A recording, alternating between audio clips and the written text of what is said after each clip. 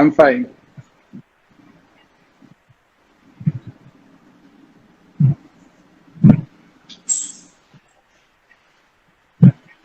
Just wait 2 minutes. Let Anisha come.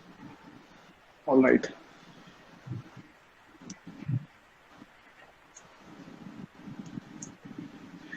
Good evening, Neha ma'am. Good evening, sir. How are you, sir? I'm good, ma'am. आप कैसे हैं? I'm also good, sir. All right. Thank you, ma'am. Hello, everyone. Hello, Danish, sir. Yes, good evening, Danish hello sir. Monish sir, most welcome आपका। Thank you so much. Thank you so much, sir.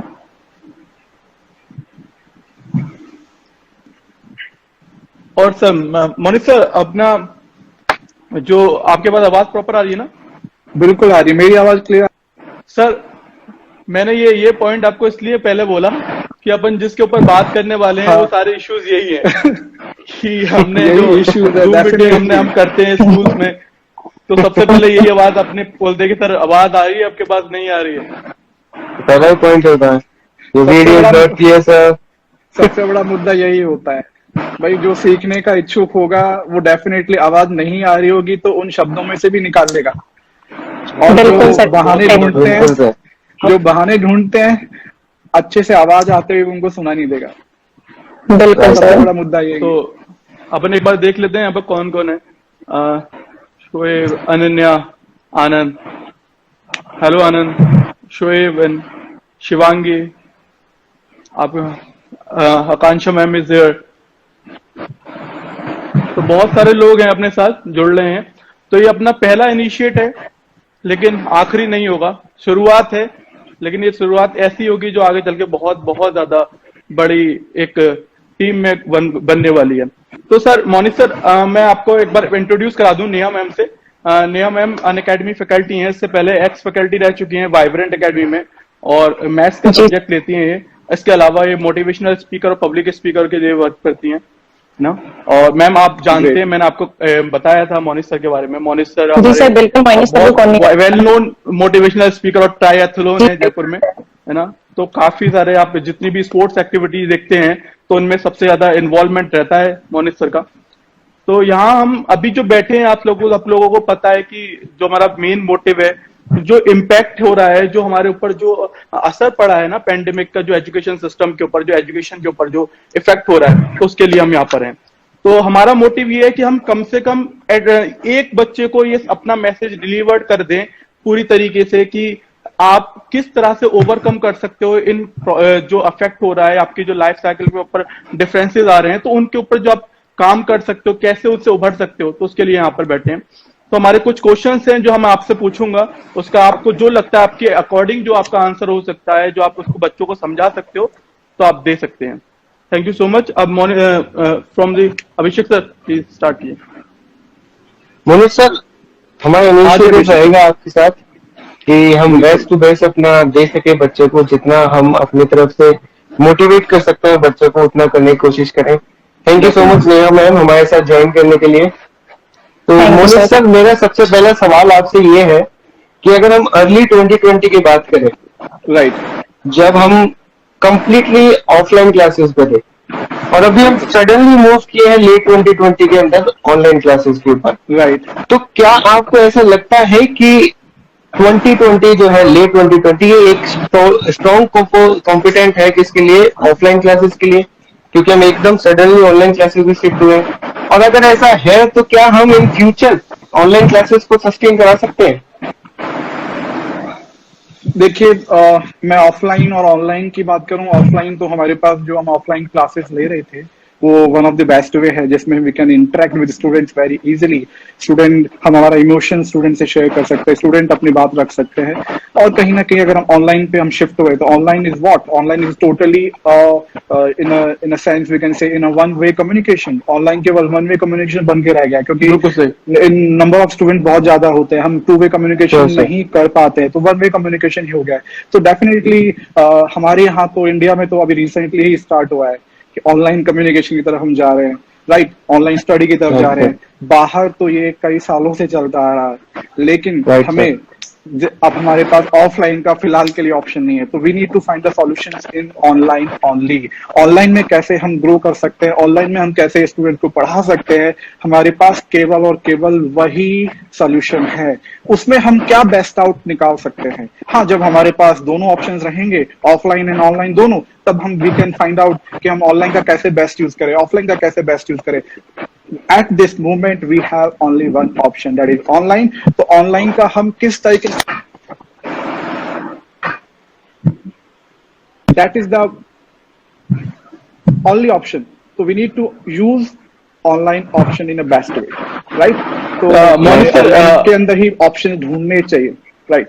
Option तो हमने ढूंढ लिया है ना, लेकिन जो एक Right. इमरजेंसी स्विच आया है कि एकदम हम जो डिजिटल लर्निंग की तरफ डिलीवर्ड हुए हैं, सारा का सारा एकदम हमने अपना मोड ऑफ एजुकेशन जो था हमारा वो एकदम ट्रांसपोर्ट हो गया, बिल्कुल चेंज हो गया है ना। वो जो ट्रांसफर हुआ है डिजिटल लर्निंग के थ्रू, तो वो बच्चे उसको एकदम एक्सेप्ट कैसे करेंगे, है ना। उनका जो एकेडमिक परफॉर्मेंस पे जो असर हो रहा है वो उससे कैसे ओवरकम कर पाएंगे हम, क्योंकि पहले तो हम लोगों को आइडिया था नहीं कि इस तरह से, हम लोगों ने कभी सोचा नहीं था कि इंडिया के बेसिस पर अगर हम बात करेंगे कि हम लोग कभी डिजिटल लर्निंग पर आएंगे। एकदम जो सडन स्विच हुआ है वो तो हमने सोचा नहीं था। तो एक सडन स्विच होने के कारण जो इम्पैक्ट पड़ रहा है बच्चों के ऊपर, जिनको कुछ आइडिया ही नहीं है, पर्टिकुलरली अगर हम बात करें, एटलीस्ट हम टीचर्स के ऊपर भी एक बात कर सकते हैं कि टीचर्स को भी आइडिया नहीं है इसका, तो कि बहुत सारे टीचर्स जो एल्डर टीचर्स हैं उनको आइडिया ही नहीं है किस तरह से हम इक्विपमेंट को यूज करेंगे, किस तरह से हम पर्टिकुलरली जो अपनी जूम मीटिंग है या फिर जो भी सर्वर यूज कर रहे हैं, गूगल मीट यूज कर रहे हैं, तो इन लोगों का आइडिया है नहीं उनको, तो वो कैसे ओवरकम कर पाएंगे इनसे? देखिए, फर्स्ट थिंग आप ये कह रहे हैं कंप्लीटली एक न्यू थिंग है, ऐसा फिलहाल के नहीं है। न्यू मैं नहीं कहूंगा, क्योंकि आप जैसे मैम नेहा मैम अनअकैडमी से है, अनअकैडमी कुछ सालों से ऑलरेडी रन कर रही है, पैंडेमिक से पहले से ही रन कर रही है। तो अनअकैडमी बेस्ट प्लेटफॉर्म है लर्निंग के लिए, जो कि स्टूडेंट को लर्निंग के लिए बहुत बड़ा प्लेटफॉर्म प्रोवाइड कराता है। वो टोटली ऑनलाइन सिस्टम है, तो स्टूडेंट ऑलरेडी एंगेज है वहां पे। अनअकैडमी हुआ, ऐसे बहुत से platform all over India available है जिससे स्टूडेंट ऑलरेडी वहां पे लर्न कर रहे हैं। तो हम कंप्लीटली शिफ्ट अब लॉकडाउन में हुआ है, उससे पहले भी स्टूडेंट लर्न कर रहे थे। लेकिन हाँ, आप क्या टीचर्स की बात करें तो टीचर्स के लिए बिल्कुल बिल्कुल न्यू थिंग है। कभी ऐसा नहीं किया, राइटिंग पैड का भी यूज नहीं किया। फोन से, जिस फोन को हम स्टूडेंट को कहते थे दूर रहो, उस फोन से हम स्टूडेंट को कह रहे हैं पढ़ाई करो। तो कंप्लीटली थिंग चेंज हो चुकी है, एनवायरमेंट चेंज हो चुका है। उनको हम कह रहे हैं भाई अब तुम फोन लेके बैठो, राइट? तो यस डेफिनेटली, हाँ, टीचर की बात करें तो टीचर नीड टू लर्न। ये वन वे नहीं चलेगा कि हम फोन खोल के बैठ गए, लैपटॉप खोल के बैठ गए, उनको पढ़ाने लगे। नहीं, ये ऐसे नहीं चलने वाला। टीचर को फ्लेक्सिबल होना पड़ेगा, टीचर को बहुत सारी चीजें लर्न करनी पड़ेगी, टीचर को अपना बॉसी बिहेवियर छोड़ना पड़ेगा कि भाई मैं कह रहा हूं वो सही है, बाकी सब गलत है, ऐसा नहीं होगा। टीचर को अपना जो बॉसी बिहेवियर है वो एक साइड रख करके स्टूडेंट के साथ मिल करके टू वे कम्युनिकेशन के साथ फ्रेंडशिप वाला जोन ला करके स्टूडेंट को सिखाना पड़ेगा, तभी वो सीख पाएगा। अदरवाइज हम उनके ऊपर वही बॉसी बिहेवियर थोपते रहेंगे तो नहीं सुनने वाले स्टूडेंट। आपको एक अभी आज की रिसेंटली एक न्यूज आई थी अपने राजस्थान के पेपर में, तो आपने शायद उसको देखा होगा, मैम ने भी देखा होगा, कि हमने देखा है कि बहुत ज्यादा मिसबिहेवियर बहुत ज्यादा हो रहा है, कि जो ऑनलाइन स्टडीज का जो इम्पैक्ट हो रहा है, तो उसके साथ जो बच्चे के साथ 1-to-1 कनेक्शन तो है नहीं। टीचर अपना एक आता है, वो पर्टिकुलरली अपना 45 मिनट्स में लेक्चर देगा, है ना, उसके बाद वो सारा बच्चे के ऊपर ध्यान दे, क्योंकि 45 या 50 स्टूडेंट्स करीब एक साथ ज्वाइन होते हैं, उन सारे स्टूडेंट के ऊपर वो इंडिविजुअली तो ध्यान दे नहीं सकता। तो वो सारी चीजें कैसे कंट्रोल में आएंगी, क्योंकि बच्चा कुछ भी वहां पर लिख देता है, या फिर बच्चा कोई भी सडनली कोई भी अपना एब्यूजिव लैंग्वेज यूज कर सकता है वहां पर। तो उन सब चीजों के ऊपर कैसे ओवरकम किया जाएगा? क्योंकि पहले तो बच्चा इंटरेक्ट था क्लास में, तो हम उसको रेगुलेट कर लिया करते थे, कंट्रोल कर लिया करते थे। मैम, मैं आपसे चाहूंगा इस चीज का आंसर एक बार। सर देखिए, इसके लिए थोड़ा सा स्टूडेंट्स को भी टीचर्स के साथ कॉप अप करना पड़ेगा। जैसे कि आपने बिल्कुल सही बोला कि बहुत सारी ऐसी मैंने भी न्यूज सुनी है कि मिसबिहेवियर होता है, टीचर्स के साथ भी मिसबिहेवियर हो रहा है, कभी कभी स्टूडेंट्स के साथ भी मिसबिहेवियर हो रहा है।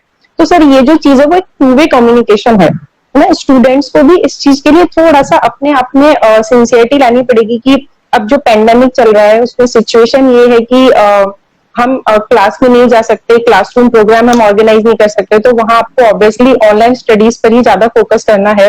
तो बिल्कुल स्टूडेंट्स में थोड़ी सी सिंसियरिटी की जरूरत है इस चीज के लिए, क्योंकि अगर कोई स्टूडेंट है, लाइक अगर वो क्लास 8th में है, क्लास 9th में है, तो जी उस स्टूडेंट को ये समझना पड़ेगा that this is not the end, है ना। क्लास 8 और क्लास 9 फाइट करना हमारा एम नहीं है। IIT जेई क्रैक करना है, हमें मेडिकल क्रैक करना है, हमें अगर सिविल सर्विसेज में जाना है, फिर जो भी आपका एम है, आपको अगर सीए बनना है, तो हमारा जो टोटल फोकस है वो होना चाहिए, है ना। अभी पेंडेमिक चल रहा है, ये 1 और 2 ईयर के लिए, अगर अभी हम लोग यहाँ स्टडी पर फोकस नहीं करते तो हमें आगे ऑब्वियसली प्रॉब्लम्स आनी है।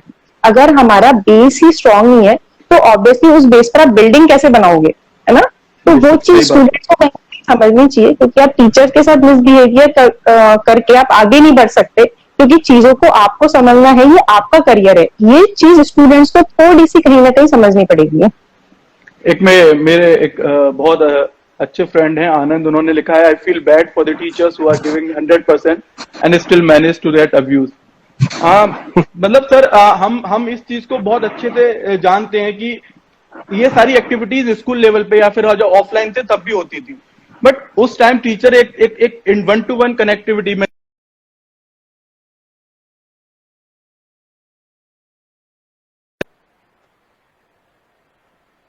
चल रहा है कि एक्चुअल में हमारे साथ कर कौन रहा है कौन, ये सबसे बड़ा इश्यू ये भी है। कल्प्रिट है कौन, यही नहीं पता चलता। सर मोनिक सर, ये एक आपसे क्वेश्चन है कि जो अभी हमने देखा है कि जो 10th क्लास के स्टूडेंट्स के जो बोर्ड के एग्जाम्स कैंसिल हो चुके हैं ना, तो आने वाले जो टाइम पीरियड में वो बच्चे जो है पहली बार बोर्ड एग्जामिनेशन में अपीयर्ड होंगे, है ना। जैसे अभी हम देखें तो अब उन्होंने पहली बार, क्योंकि 10th में जब बच्चा एक बार फेस कर लेता है 10th के एग्जाम, तो वो आने वाले टाइम पीरियड में उसको इतना ज्यादा डर नहीं लगता, इतना ज्यादा उसके मन में वो सारी इश्यूज क्रिएट नहीं होते जो फर्स्ट टाइम होते हैं, है ना। तो वो बहुत अच्छे से अपने आप को रिप्रेजेंट कर सकता है। लेकिन जब बच्चा पहली बार ही 12th के एग्जाम में देगा, तो ऑलरेडी उसके पास सिलेबस उसका रिड्यूस हो चुका है ना, और उसके बाद कंटेंट वाइज उसके पास बहुत कम चीजें पहुंची हैं, और वो 10th 12th का बेस उसका बन नहीं पाया, तो वो कैसे फेस करेगा उसमें जाने के बाद? यस, डेफिनेटली बहुत अच्छा क्वेश्चन है। इसके अंदर जैसे फर्स्ट टाइम मैंने भी 10th एग्जाम दिया था, तो completely I was full of fear कि how I am going to cope up with the situation, क्योंकि फर्स्ट टाइम मैं 10th उस वक्त हुआ था, अभी भी हवा हो रहता है कि 10th का एग्जाम है भाई। और उस वक्त मैं जैसे कहता हूँ कि भाई 10th के एग्जाम के टाइम पे ऑल टाइम हमेशा जब भी देखते थे एग्जाम के टाइम पे क्रिकेट मैचेस हमेशा आते थे, राइट।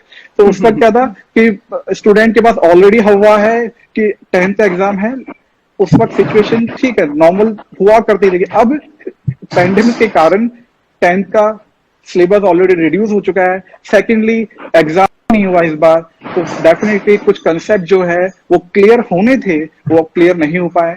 अब 11th 12th में बिना बेस के, बिना कंसेप्ट के वो स्टूडेंट नीट का एग्जाम देगा, जेईई का एग्जाम देगा या और कोई एग्जाम देगा, तो उसके लिए बेस रेडी नहीं होगा। उसके लिए मैं यही कहूंगा कि दो लोगों का इनिशिएटिव रहेगा, एक स्टूडेंट का रहेगा, सेकेंडली टीचर का इनिशिएटिव रहेगा। दोनों का, टीचर को मालूम है कौन कौन से कंसेप्ट उसके 10th में क्लियर नहीं हो पाए हैं, ऐसे कंसेप्ट जो क्लियर होने चाहिए थे वो नहीं हो पाए हैं, वो आगे चल करके उसके नीट के एग्जाम में या और इंजीनियरिंग वाले एग्जाम में, कहीं भी कोई से भी एग्जाम में काम में आने वाले हैं। टीचर एंड स्टूडेंट दोनों को कोप अप करके चलना पड़ेगा और दोनों को ही अपनी रेस्पॉन्सिबिलिटी लेनी पड़ेगी। स्टूडेंट को ये रेस्पॉन्सिबिलिटी लेनी पड़ेगी भाई मुझे एक्स्ट्रा एफर्ट डालने हैं, ऑब्वियसली, और टीचर को भी यही है। जैसे आप बायो लेते हैं, बहुत एक्सपर्ट है बायो के अंदर, तो आपकी ये रेस्पॉन्सिबिलिटी बनेगी। डेफिनेटली मैंने आपको पढ़ाते हुए देखा है, तो आपकी ये रेस्पॉन्सिबिलिटी बनेगी कौन कौन से कंसेप्ट बायो के जो पीछे रह गए हैं वो आप स्टूडेंट्स को क्लियर कराएं। तो ये दोनों साइड चलेगा, 2-वे कम्युनिकेशन चलेगा, स्टूडेंट एंड टीचर दोनों की साइड से चलेगा, राइट। तो my question to you ma'am, आपसे भी सेम ही क्वेश्चन है कि अगर बात करें ऑनलाइन क्लासेस की, तो ऑनलाइन क्लासेस को कंप्लीटली सस्टेन करने के लिए जनरली एक बच्चे को पहले ऑनलाइन होना पड़ेगा। ऑनलाइन क्लासेस लेने के लिए एक बच्चे को ऑनलाइन इक्विपमेंट्स चाहिए। लेकिन अगर हम रिमोट एरियाज की बात करें जहां पर एक्चुअली में इंटरनेट एक्सेस बहुत प्रॉब्लम करता है, राइट। तो जैसे मैं एग्जांपल कर रहा हूं, थोड़े दिन पहले न्यूज पढ़ रहा था मैं जापान से रिलेटेड। जापान की एक आर्टिकल था कि उन्होंने अपने स्कूल में ऑनलाइन एजुकेशन जो है वो बंद कर दी है, क्योंकि वो नहीं चाहते कि जिन बच्चों के पास ऑनलाइन प्लेटफॉर्म नहीं है उनके साथ एजुकेशन इनइक्वालिटी हो। तो इससे रिलेटेड हम क्या कर सकते हैं? लाइक हम क्या इसको भी इंडिया में सस्टेन करा सकते हैं या नहीं? इंडिया से रिलेटेड क्या न्यूज करेंगे? मेरा एक क्योंकि यहाँ तो इतने ज्यादा रिमोट एरियाज हैं जिसकी हद नहीं। और बात करें फैमिलीज की, फैमिलीज भी इतनी बहुत सारी फैमिलीज है जो अफोर्ड नहीं कर सकती इक्विपमेंट को, क्योंकि कई फैमिलीज में होता है कि सिर्फ एक ही फोन है पूरी फैमिली के पास। वहां पर वहां तो बड़ा इश्यू रहेगा, बहुत ज्यादा प्रॉब्लम रहती है। इवन अगर हम देखें कि घर में अगर किसी पर्सन के पास एक ही स्मार्टफोन है और अगर उनके यहाँ पर 2 बच्चे हैं जो पढ़ने के लिए ऑनलाइन एजुकेशन को अटेंड करना चाहते हैं, तो बहुत सारे अपन ने ऐसे इश्यू देखे हैं। बिल्कुल एट द सेम टाइमिंग वो कर ही नहीं सकते इस चीज के लिए। जी सर, आपने बताया अभी ये बहुत बड़ा इश्यू है और हमारे यहाँ तो इस टाइप के एरियाज भी बहुत हैं। बिल्कुल सही बताया आपने, बिल्कुल। लेकिन अभी जो पेंडेमिक चल रहा है उसमें हम इस चीज को सस्टेन नहीं कर सकते ना, हम रिमूव नहीं कर सकते, हम ऑनलाइन क्लासेस को बंद नहीं कर सकते, क्योंकि अगर इस टाइम पर हम ऑनलाइन क्लासेस को बंद कर देते हैं तो एजुकेशन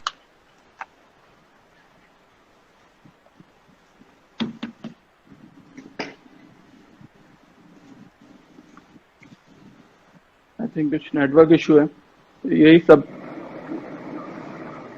किसी के ऊपर बात चल रही है सर? सर बिल्कुल वही मैं चीज बताना चाह रही हूँ आपको कि चीजों को करना पड़ेगा उसके लिए। मैम इसमें continue network issue sir. Sir एक बच्चे का आप एक बार कमेंट भी देखते रहिएगा। श्योर। एक क्वेश्चन है बच्चे का, how to manage the time in the 10th board examination. तो मेरा उसके लिए सबसे पहले तो ये चीज है कि 10th के एग्जाम कैंसिल हो चुके हैं, तो अभी मैनेज टाइम करने की जरूरत नहीं है, आप आगे की तैयारी करिए। आप 11 प्रिपेयर कर सकते हैं। लेकिन आप आरबीएससी वाले स्टूडेंट्स के लिए आप आंसर दे सकते हैं सर। प्लीज एक बार बताइए कि कैसे अपन टाइम मैनेजमेंट करें। सर मैनेजमेंट की बात है, फिलहाल के लिए फुल ऑफ टाइम है स्टूडेंट के पास, इससे बेहतरीन और बेस्ट टाइम नहीं आएगा प्रिपरेशन के लिए। जैसे मैंने रिसेंटली कुछ कॉल मेरे पास रिसीव हुए थे, कल हुए परसों हुए, उसमें स्टूडेंट बोल रहे हैं कि सर हम क्या करें, कैसे पढ़े। डेफिनेटली वन शुड डिसाइड उसको पढ़ना क्या है और उसको शॉर्ट टारगेट में डेली कितना उसे पढ़ना है वो डिसाइड करना पड़ेगा और उसके ऊपर पीछे लग जाना है। डेली गोल बनाए, डेली टारगेट बनाए, उसे अचीव करे, बहुत सारा नहीं, अचीवेबल हो और डेली पढ़े और उसे अचीव करे।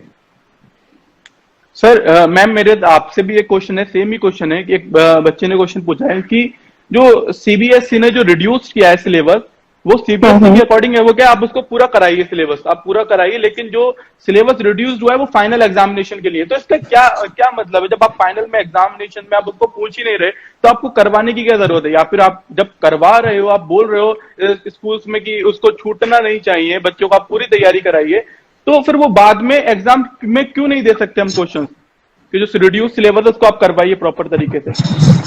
सर बिल्कुल, अगर स्टूडेंट के पास टाइम है, जैसे कि सर ने भी बताया कि इससे बेहतर टाइम अभी नहीं आ सकता, लेकिन हाँ गवर्नमेंट की पॉलिसी के अकॉर्डिंग अगर हम देखें तो अभी स्कूल्स वगैरह कुछ भी ओपन नहीं है, तो अगर एक पॉलिसी के अकॉर्डिंग देखें तो ऑब्वियसली सिलेबस रिड्यूस करना था, क्योंकि जैसे बच्चों के साथ बहुत ड्रास्टिक चेंज हुआ अभी कुछ टाइम में कि पहले वो ऑनलाइन क्लासेस ले रहे थे, पहले वो ऑफलाइन क्लासेस ले रहे थे और उसके बाद वो ऑनलाइन पर स्विच हो गए।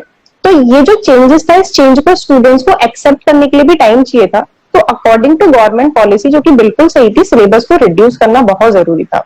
लेकिन अगर हम अपने इंडियन एजुकेशन सिस्टम में देखें तो क्लास 10 से क्लास 11 में जो चेंजेस आते हैं सिलेबस में वो बहुत ड्रास्टिक चेंजेस होते हैं एक्चुअल में देखा जाए तो। क्लास 10 तक हम बहुत बेसिक चीजें पढ़ते हैं, लेकिन जैसे हम क्लास 11 में जाते हैं एक बहुत अच्छे लेवल की जो एजुकेशन है वो आपको दी जाती है।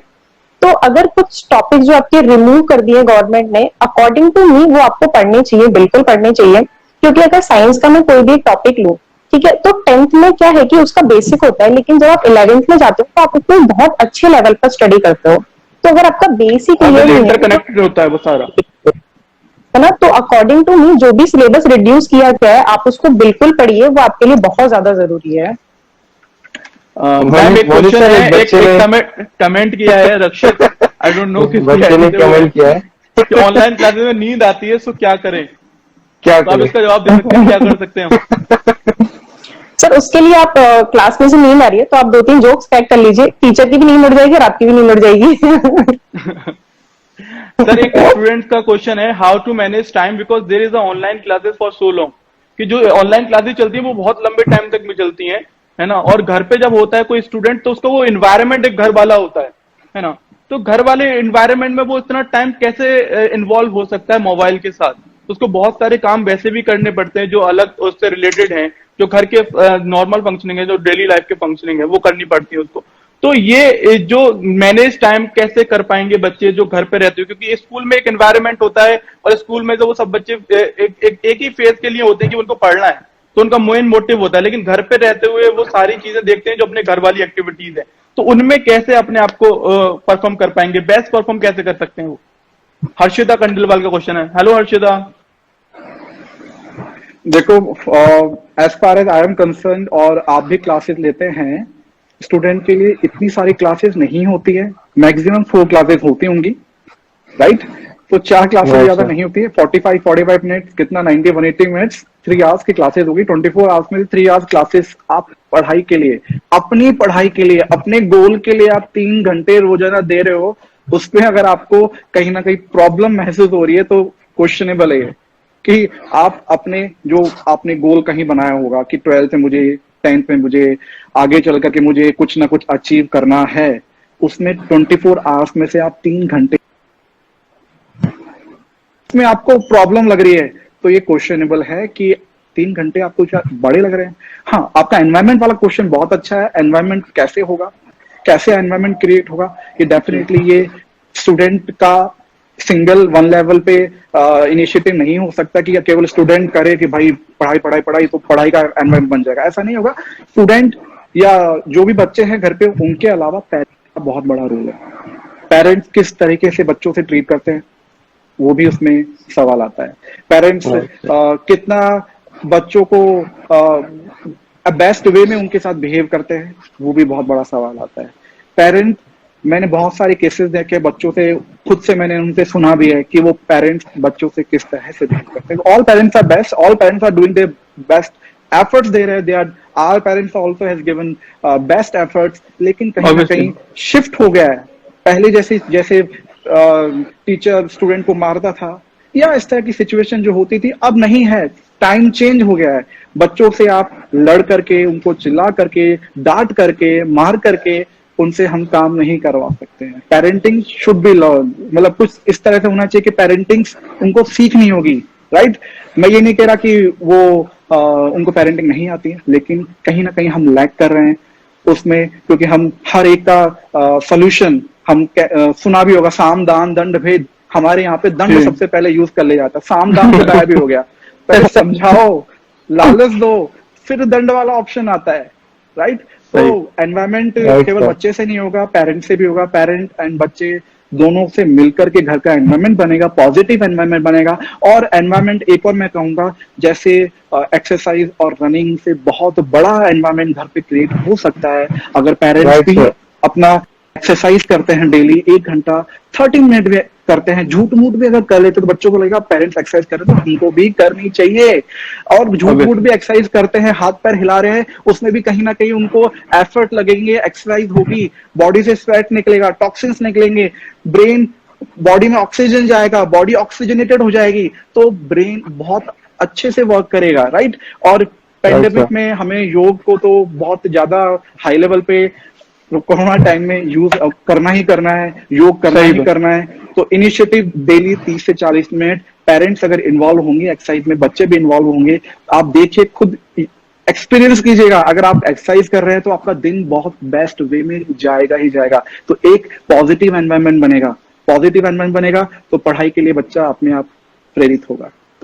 सर मैम एक बच्चे ने क्वेश्चन पूछा, 1 मिनट ऐसे, मोहक तिवारी नाम का बच्चा है, he is saying that do you think online classes are reducing efficiency in term of perfection of students?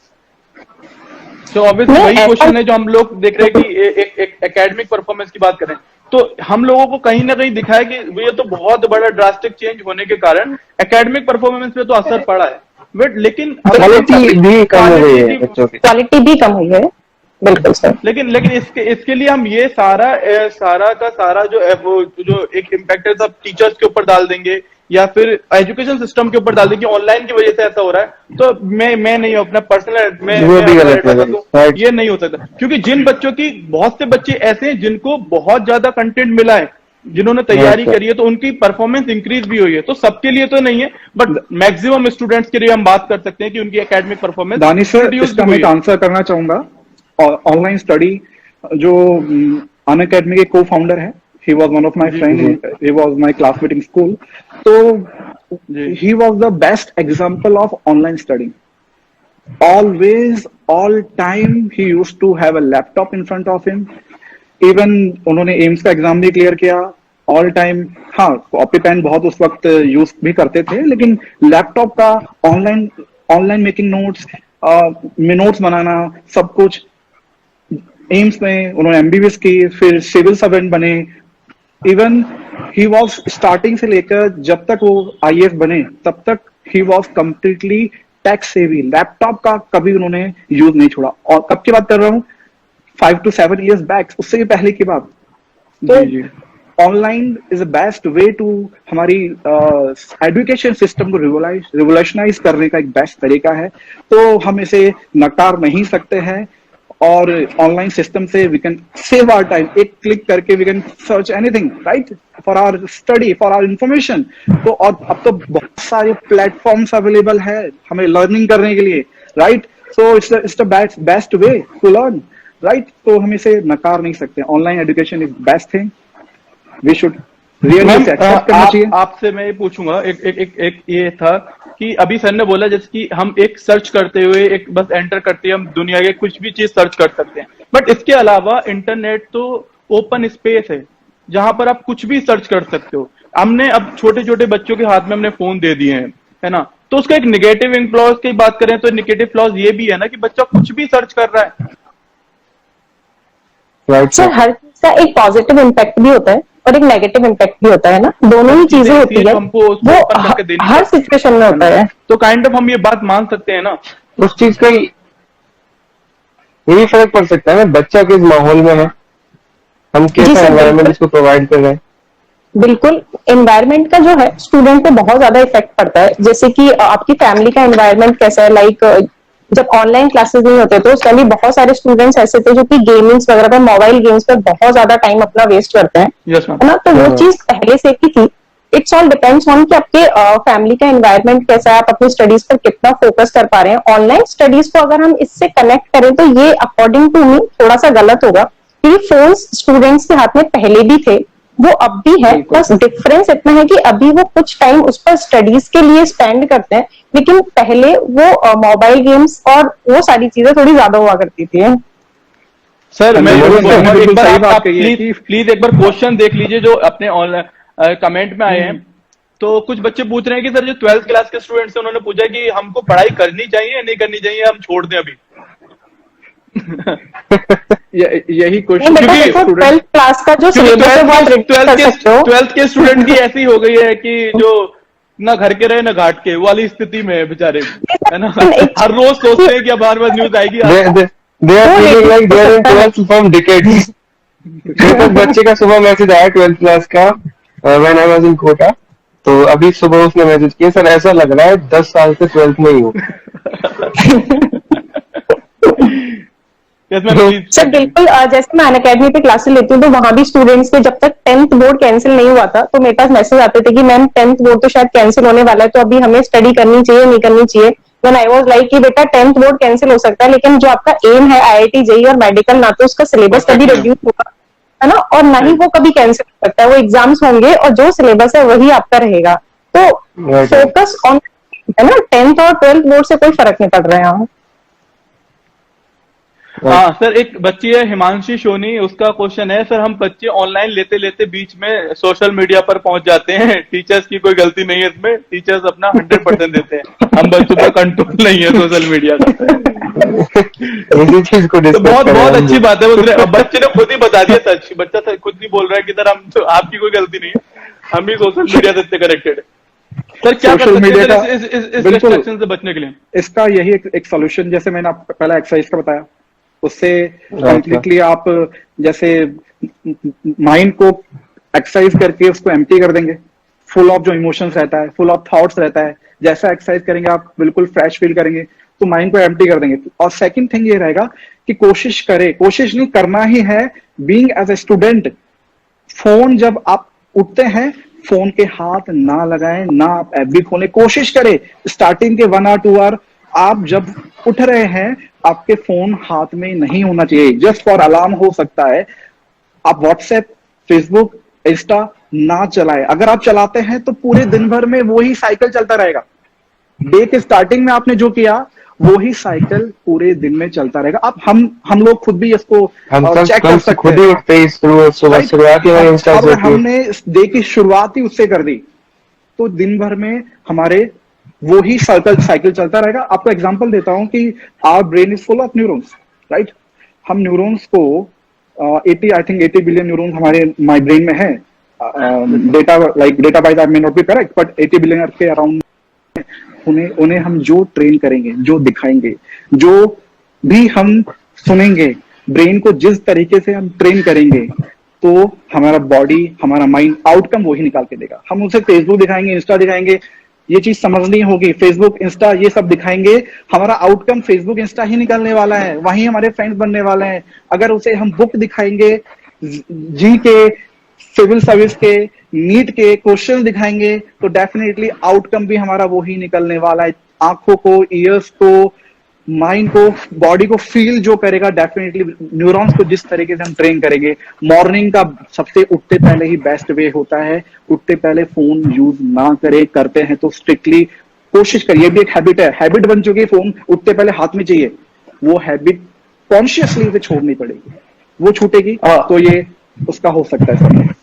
Sir एक क्वेश्चन और है कि बच्चे का, कि हम जो रेगुलर डिसएडवांटेज, जो मैक्सिमम डिसएडवांटेज जो हम देख रहे हैं, वो सच बच्चों की आंखों पे असर होना, या फिर हम बोल सकते हैं उसको हेडेक होना, ये सारे इश्यूज बहुत ज्यादा देखने को मिल रहे हैं अभी टाइम पीरियड में। हमने लास्ट अगर स्टडीज देखे हम अपने, तो ये बहुत ज्यादा केसेस बढ़े हैं कि बच्चों के आई साइट वाइज बहुत ज्यादा वीक हो रही है, या फिर उसका स्क्रीन टाइम हम बात कर सकते हैं बहुत ज्यादा हो गया है।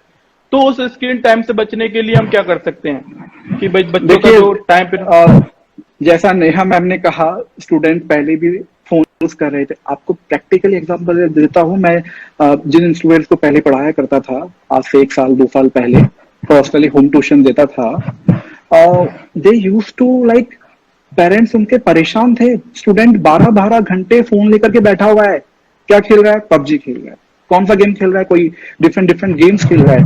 तो अभी का नहीं है ये कई सालों से चल रहा है। फोन, ऑनलाइन स्टडीज ने तो उनके गेम वाले टाइम में से टाइम कट करके पढ़ाई का डाल दिया है, राइट। तो वो गेम, फोन से तो वो ऑलरेडी कहीं ना कहीं उसका यूज कर रहा था, मिस यूज कर रहा था।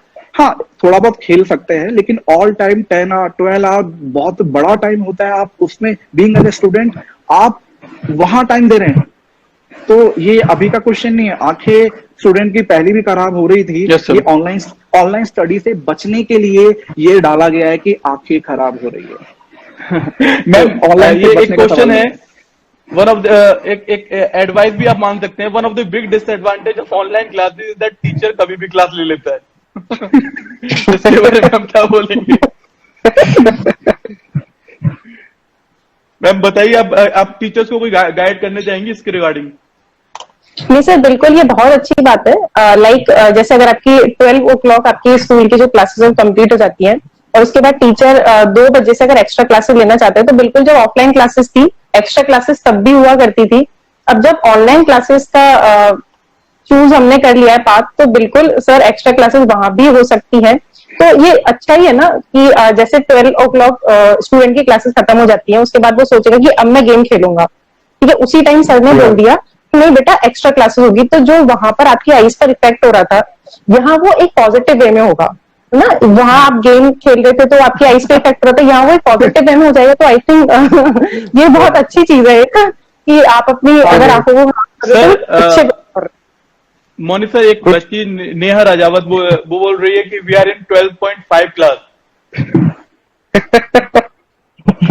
वही सेम क्लास में हम बच्चों की सिचुएशन यही है। इसके रिगार्डिंग मेरा एक क्वेश्चन और था आपसे कि जैसे कि हम बात करें बच्चे अभी 12th क्लास वाले बच्चे अभी तक कॉलेज में पहुंच चुके होते हैं, समवेयर उनका एक मोटिव होता कि उनका पता होता कि हमको इस कॉलेज में जाना है। तो अभी जो क्राइटेरिया रहेगा जैसे कि क्लास एडमिशन लेने का यूनिवर्सिटीज में, तो हम पहले क्या करते थे कि तकरीबन हम 12th की मार्किंग के बेसिस पे भी एडमिशन होता था, उसके अलावा जो इंटरनल एग्जाम्स होते थे यूनिवर्सिटी के वो हम दे दिया करते थे। अभी बच्चों का अगर पेपर कैंसिल हो जाते हैं तो क्या क्राइटेरिया रहेगा कि हमको जिस कॉलेज में जाना था उसका क्या क्राइटेरिया रहेगा? हमारे पास परसेंटेज होंगी नहीं, कि परसेंटेज जो भी होंगी वो एक्चुअल होंगी नहीं, तो क्या एक बेसिस रहेगा जनरल एडमिशन लेने का?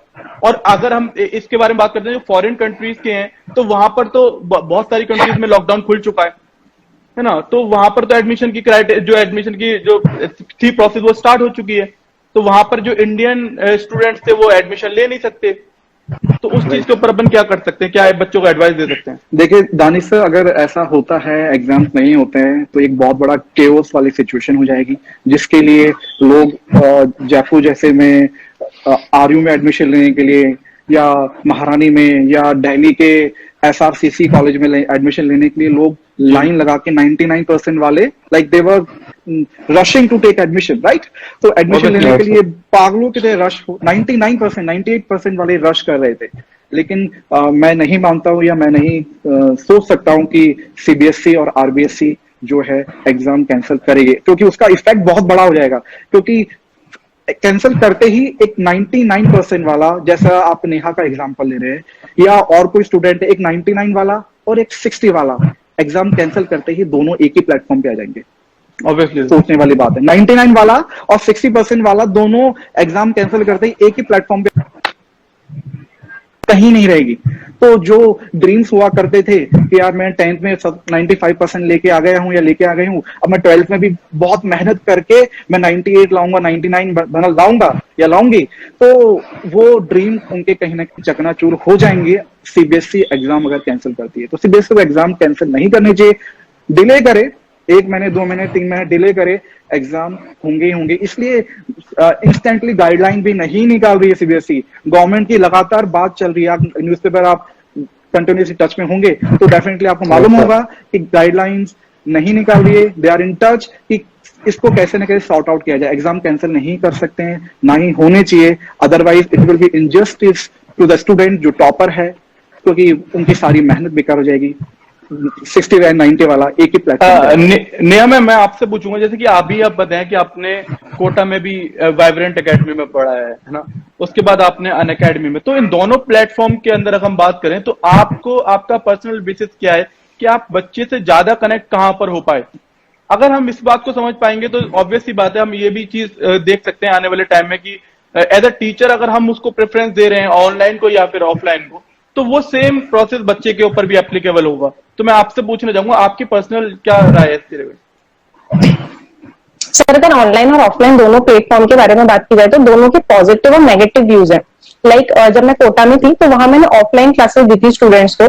तो ऑफलाइन क्लासेस में एक पॉजिटिव पॉइंट ये होता था कि मेरा वहां स्टूडेंट से पर्सनली कनेक्शन बहुत अच्छा होता था। लाइक स्टूडेंट मेरे सामने बैठा हुआ है एंड आई एम टीचिंग, ठीक है, तो वहां एक पर्सनल इंटरेक्शन होता है मेरे स्टूडेंट से, एक पर्सनल कनेक्शन होता है, एक इमोशनली भी आप स्टूडेंट्स के साथ कनेक्ट होते हो, जो भी आपके स्टूडेंट्स हैं उनके साथ। तो वो एक टीचर और स्टूडेंट के अंदर का जो बॉन्ड होता है बीच का, वो ऑफलाइन क्लासेस में बहुत बेहतर तरीके से आप उसको प्ले कर पाते हो। लेकिन अगर वही मैं ऑनलाइन क्लासेस की बात करूं, जैसे अन अकेडमी पे मैंने ऑनलाइन क्लासेस ली थी, तो अगर मैं ऑनलाइन क्लासेस की बात करूं तो वहाँ रीचेबिलिटी बहुत अच्छी होती है। वहां पर आप जैसे अक्रॉस इंडिया के बहुत सारे स्टूडेंट्स आपके साथ कनेक्ट होते हैं, है ना। जस्ट लाइक आई एम इन जयपुर, तो मैं यहाँ जयपुर में बैठे बैठे महाराष्ट्र में जो स्टूडेंट एक बैठा हुआ है उसको भी मैं पढ़ा सकती हूँ। तो वहां पर आपकी रीचेबिलिटी बहुत अच्छी हो जाती है स्टूडेंट्स के साथ। तो दोनों के पॉजिटिव व्यूज जो है वो अलग अलग है।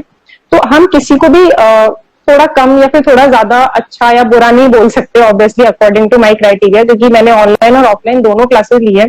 तो मेरे अकॉर्डिंग दोनों का जो पर्सपेक्टिव है वो दोनों का ही अच्छा है। आप ऑनलाइन में भी उतना ही ग्रो कर सकते हैं, आप ऑफलाइन में भी उतना ही ग्रो कर सकते हैं। लाइक जब मैं वाइब्रेंट में थी तो वहां पर ऐसा नहीं था कि सिर्फ ऑफलाइन क्लासेस ही चलती थी, वहां मैंने ऑनलाइन क्लासेस भी ली थी। तो ऑनलाइन क्लासेस में भी जो बच्चों की परफॉर्मेंस होती थी, लाइक अगर मैं बोलूँ कि जैसे पर्सनली मैंने एक स्टूडेंट को वहां पर पढ़ाया था 1-to-1 क्लासेस ऑनलाइन क्लासेस में, आईजीएसओ के लिए, और वो बच्चा आईजीएसओ फर्स्ट स्टेज में सेलेक्ट भी हुआ था। तो ऐसा नहीं है कि आप ऑनलाइन क्लासेस में पढ़कर सेलेक्ट नहीं हो सकते, बस उसके लिए थोड़ा सा आपको सिंसियरिटी की जरूरत है। Obviously ma'am. एक जो क्वेश्चन है मैम, एक रोशन थोड़ा सा- रोशन जी, अभिषेक अभिषेक सर आप आंसर दीजिए। रोशन सर गुस्सा कह आता रहे हैं आता था टीचर बोल देते हैं कि कल इतने चैप्टर लर्न करने हैं और ऑफलाइन क्लासेस में नहीं हो सकता। जब टीचर वो मोनी सर बताना चाहेंगे कुछ? सर मुझे गुस्सा नहीं आ रहा, सही बात बताऊं तो आप मेरे साथ रहे इतना। ऑफलाइन में तो बिल्कुल रेस्पॉन्सिबिलिटी होती है टीचर की कि भाई बहुत सारी होती है, एग्जाम एक एक चैप्टर को अच्छे से कराना है। हाँ, अगर ऑनलाइन के अंदर टीचर ऐसा कर रहा है तो कहीं ना कहीं टीचर को ही like he is the most responsible person कि ऐसा नहीं करना चाहिए, राइट? Right. तो ये टीचर की रेस्पॉन्सिबिलिटी है, टीचर को नहीं करना चाहिए। चलिए सर, सर एक कुछ student क्वेश्चन है, आप थोड़ा सा तनिष्का अभिषेक सर आपसे मैं पूछना चाहूंगा इस क्वेश्चन के बारे में। How we have to study now for the upcoming exam, given some suggestion and learning materials and routine.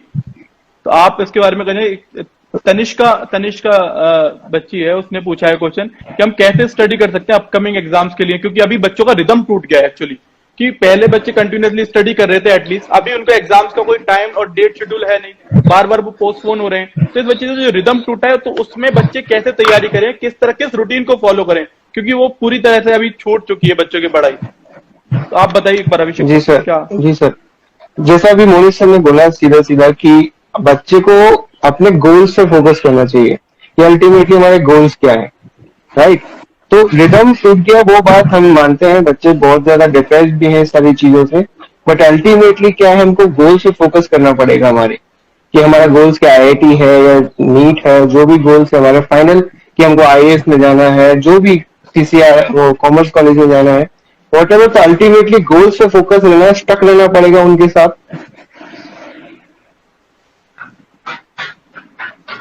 Ji Manish sir.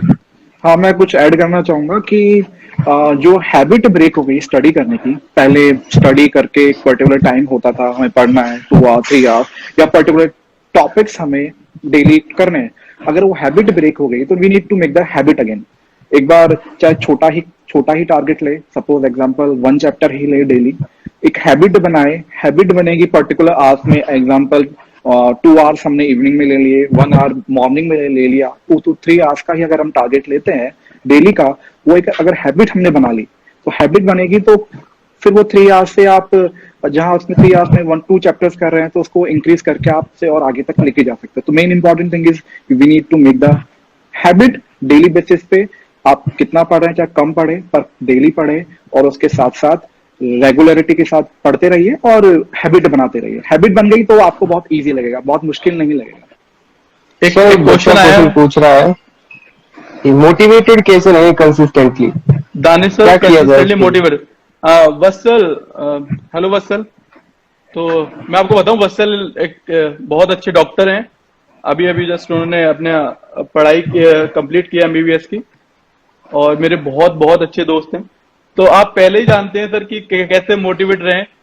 तो सर मेरा मानना ये है कि मोटिवेट रहने के लिए आपको है ना मोटिवेशन की जरूरत नहीं होनी चाहिए। देखो, मोटिवेशनल जो अगर हम बात करें ना, तो किसी भी चीज से आप मोटिवेट हो सकते हो इस चीज के लिए कि हम अगर अपने गोल्स के ऊपर रेगुलरली फोकस रहेंगे, है ना, उस चीज को अपने सामने रखेंगे, तो हमें पता है हमें रेगुलरली मोटिवेट होने की जरूरत होगी भी नहीं। क्योंकि ये जो चीज है, हमें किसी भी रेस्पेक्ट में मोटिवेशन आ सकता है। हमें अपने गोल्स को देखकर मोटिवेशन आ सकता है, हमें अपने साथ में रहते हुए अपने कलीग्स को देखकर मोटिवेशन आ सकता है, क्लासमेट को देखकर आ सकता है, या हमारे जो पर्टिकुलरली हमारे जो आइडल्स हैं ना, उनको देखकर आ सकता है। तो हमें इस चीज के लिए तो अपने जो गोल्स हैं, अपने साथ वाले लोग हैं, उनको ध्यान देते हुए हम इसके ऊपर अपने हमेशा मोटिवेट रह सकते हैं। तो इसमें बहुत बड़ा टास्क नहीं है कि हम किस तरह से इसके लिए मोटिवेटेड होने के लिए हम अपने गोल्स के लिए सर मोनी सर, मैंने बहुत बार देखा है कि बच्चे क्या है कि मोटिवेट होने के लिए कहते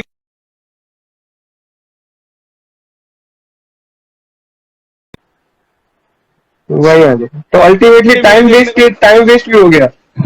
अल्टीमेटली जो मेरे हिसाब से उनको अपने वरी टाइम को स्टडी टाइम में कन्वर्ट करना चाहिए सर। वो होता है ना सर, चिंता ना करें, चिंतन करें। राइट।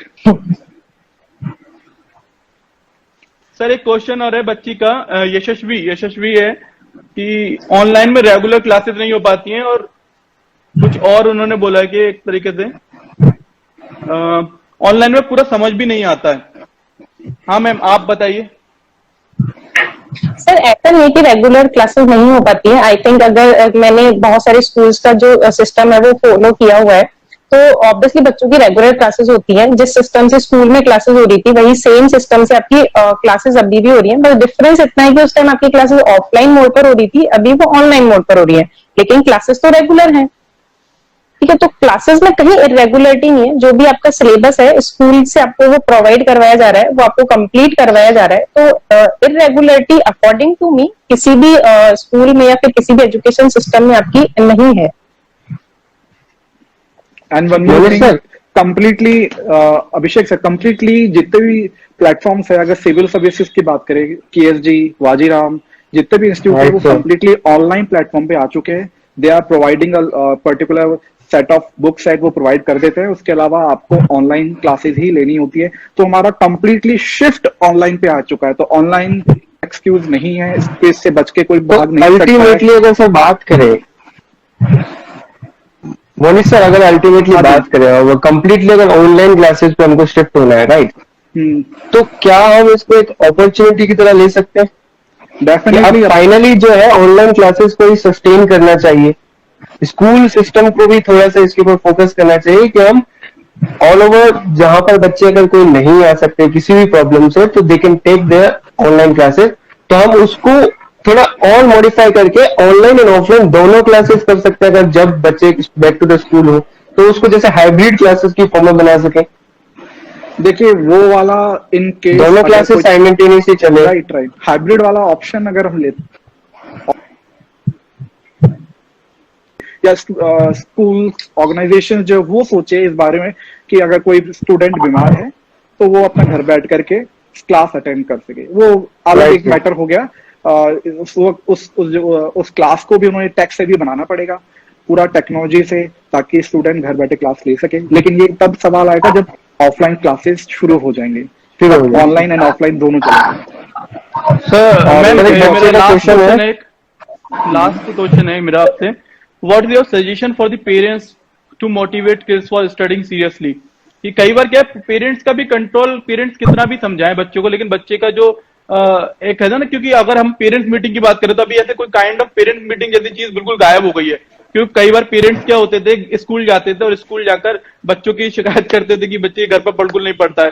तो एक दोनों का एक कोलैबोरेट यूनिट होती थी कि भाई बच्चे भी को टीचर भी समझाता है, उसी पेज में एक पेरेंट्स भी समझा रहा है। लेकिन अभी वो पूरा कंट्रोल पेरेंट्स के पास है, क्योंकि हम ऑनलाइन एजुकेशन में बच्चों को उस तरह से समझा नहीं पाते हैं, है ना। तो हम कैसे पेरेंट्स को कोई गाइडेंस आप देना चाहेंगे मैम सर, आप जिसके थ्रू वो अपने बच्चों को मोटिवेट करते हैं सीरियसली स्टडी करने? ये एक डिफरेंट कंप्लीट टॉपिक है, उसके लिए अपन को एक कंप्लीटली एक सेशन रखना पड़ेगा। हाँ, लेकिन अभी के लिए मैं इतना कहूंगा, अब्दुल कलाम की दुनिया में 3 लोग रिवॉल्यूशन ला सकते हैं। First one is father, mother and third one is teacher.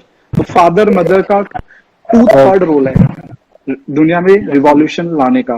तो फादर एंड मदर कंप्लीटली, होता क्या है, मैंने स्टार्टिंग में कहा साम दान दंड भेद, तो समझाते नहीं है, दान नहीं देते हैं, सीधा दंड पे आ जाते हैं। They are giving punishment directly, they are giving, उनको डांटना, लाइक उनको इक्वालिटी नहीं देना, राइट, बच्चों को इक्वालिटी नहीं देना, बच्चों को तवज्जुह, एक शब्द कहें तवज्जुह नहीं देना, राइट। बच्चे की भी कोई ना कोई अस्तित्व रखता है, उसे भी इंपॉर्टेंस देनी चाहिए, राइट। अगर आप उसे इंपॉर्टेंस, मैंने ऐसे ऐसे स्टूडेंट देखे हैं, छोटा सा बच्चा है, 15 ईयर का होगा, 13 ईयर्स का होगा, पेरेंट्स उसे इक्वल इंपॉर्टेंस देते हैं हर एक छोटे से छोटे घर में काम के अंदर। कुछ डिसीजन लिया जा रहा है तो उसे भी इन्वॉल्व किया जा रहा है। अगर उसे इन्वॉल्व किया जा रहा है तो वो सोचता है यार मेरे को पूछा जा रहा है घर में, तो वो बढ़ चढ़ के, राइट, अपनी रेस्पॉन्सिबिलिटी उठाता है। तो ये डेफिनेटली पेरेंटिंग, बहुत बड़ा रोल है पेरेंटिंग का। पेरेंट्स बच्चों को इस तरह से उनके साथ ट्रीटमेंट सही होगा, प्यार से भरा हुआ होगा, तो उनके रिफ्लेक्स में बच्चों से भी प्यार से भरा हुआ ही रेस्पॉन्स मिलेगा। ऐसे बिल्कुल हमेशा सर। उनको हमेशा उनके पीछे ही नहीं लगे रहे। इसके लिए हमें एक डेफिनेटली एक सेशन रख सकते हैं किसी दिन कि वाकई में पेरेंट्स को क्या करना चाहिए। हाँ, डेफिनेटली बहुत सारी टेंशन होती है पेरेंट्स के पास भी, उनको अर्न भी करना है, बच्चों का देखभाल भी करना है, लेकिन और बहुत से प्रॉब्लम्स हैं, लेकिन उसके बावजूद भी ऐसा क्या किया जाए जिससे पेरेंट्स बच्चों के साथ सिंपल वे में अगर मैं कहूँ ट्रीटमेंट सही देंगे, उनके से अच्छे से बिहेव करेंगे, तो डेफिनेटली बच्चे बहुत ही अच्छे से रेस्पॉन्स करेंगे। Right sir, right sir. Abhishek sir, question है, how do you think will be the transition from online to offline in a later future? As of now people in every sector are finding ease of an access in online.